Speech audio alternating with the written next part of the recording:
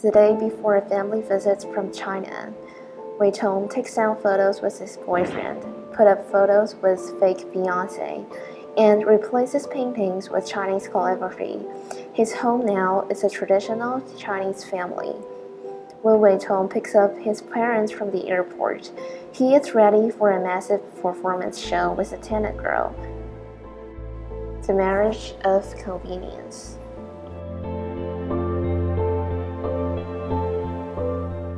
The marriage of convenience would be between a gay man and a lesbian to get the societal pressures off their back and to appease their parents and families and generally the society. That's all it is. When it comes to talking about LGBTQ rights, Asia generally shows a conservative mindset. In fact, even in rich and developed places of the continent, the mentality is hard to change. In Macau, where homosexuality is legal, 2/3 of the LGBTQ community still face high discrimination. In other countries such as India, Pakistan, Bangladesh, Myanmar, Turkmenistan, Uzbekistan, Malaysia, Singapore, and Bhutan, homosexuality is illegal and gay people can face prison, sometimes even life sentences. Worst-case scenarios occur in Iran, Iraq, Saudi Arabia, and Yemen, where homosexuality is punishable by death. In China, before the new Chinese criminal law was published in 1997, homosexual behavior was regarded as a crime. The public had a lot of misunderstandings or no awareness on gay issues. Homosexual behavior was regarded as a mental illness, and LGBTQ people were described as psychopaths who needed to be cured by psychologists. This group is under huge social pressure and has been discriminated against for a long time. Marriage of convenience is not an easy decision to be made, and it also does not mean to deceive people. In many cases, it is the only way for LGBTQ people to be accepted by their families and the society. As a person in a marriage of convenience said, it is an extreme, however. It goes back to the point of the victim again, who knows that if they were not to do that, they would lose their family completely. They would be totally ostracized and disowned, or they may risk significant harm or even murder in some cases. It's about basically prioritizing and working towards the greater good. With the growing demand of marriage of convenience in Asia, various platforms and organizations have emerged online to help people find their partners.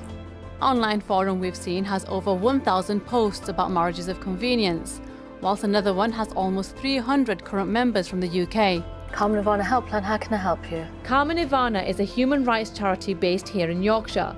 They say they've seen a rapid increase over the past 2 years in the number of calls they're getting from Asian LGBT people. We're dealing with the tip of the iceberg. I believe the story of the marriages of convenience and the issues of LGBT communities is very much a hidden issue out there. The extent of the problem is going to be far more than what we are seeing and hearing.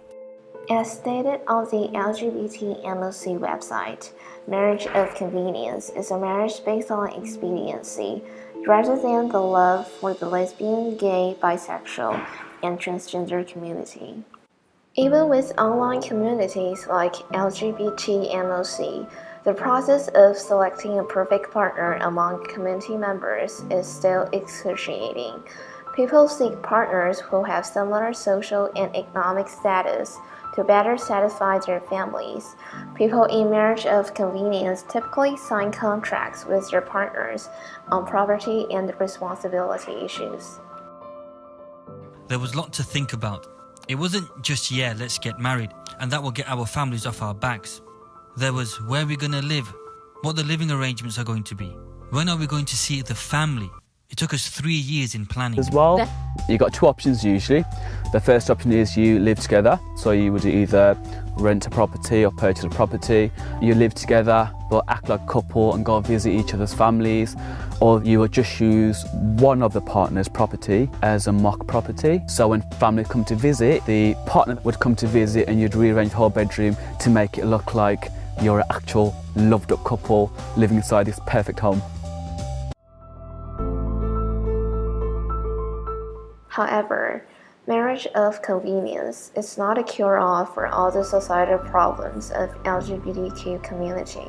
Sometimes they even face more struggles after the marriage. As shown in the beginning of the video, Wei Tong is ready to showcase the marriage to his parents. On the breakfast table, they are discussing about the wedding. Wei Tong wants to keep it simple, but his parents insist to have a grand wedding to show his friends and relatives. Wedding is only the beginning of arguments between couples in marriage of convenience. There are a series of problems they have to face. How much should they spend to purchase a property? Do their parents want children? How often do they have to visit each other's family? Should one have the right to inherit in cases of sudden death? Are they responsible of taking care of one another's families? Despite the legal status of marriage of convenience, the two people are essentially strangers who are bounded by common interests. For many people, marriage is a bond of two families instead of two individuals. It's almost impossible for strangers to make such a big commitment for the rest of their lives. On an emotional level, because you're living an additional lie on top of the lie of being gay, it does get to you. The pressures do get to you. I don't think they'd be shocked. I almost think my mother would be proud that I did it to save the family's name and the standing within the community.